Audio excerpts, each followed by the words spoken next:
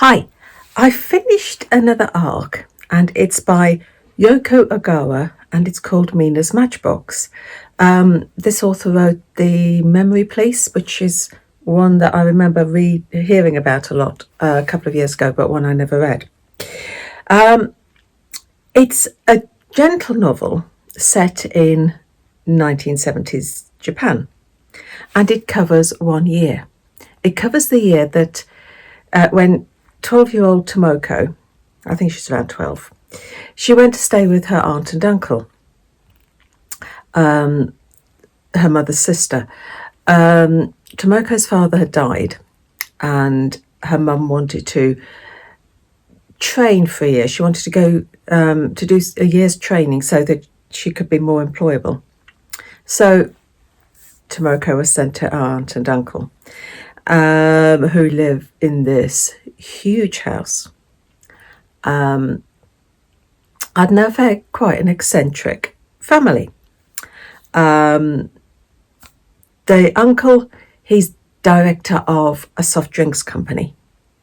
Incredibly handsome, according to Tomoko, but he spends a lot of time away from the house. The aunt, she sort of closets herself away, smoking, drinking whiskey, and her obsession is reading to try and find errors in the text, and then she'll write a letter and say, by the way, this was spelt wrong or that was wrong. Also in the house there's Grandmother Rosa, who came to Japan from Berlin, and two sort of household servants, household companions. There's let me get the name right, Yanida-san, who is the same age as Grandmother Rosa, and she's like the housekeeper. She runs the household. And then there is, what's his name? Kobayashi-san, who is the gardener. But he's also got another duty because another member of the household is a pygmy hippo, Pachiko. The child of the household, Mina, she's very frail. She's asthmatic. She's same age-ish as Tomoko.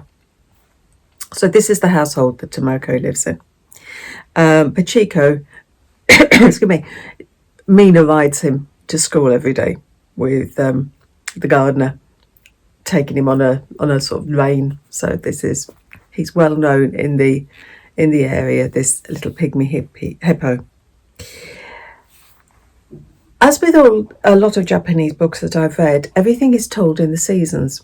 So Tomoko arrives in spring, and then we have spring, summer, autumn, winter, back to spring again when Tomoko's year with the family ends. And so you have the year and Tomoko, and it's a gentle story of their friendship, the friendship that develops between the two girls, the obsessions that they develop, and the crushes that they develop. And every now and again there's historical events that are dropped in, but mainly you're focusing on the two girls.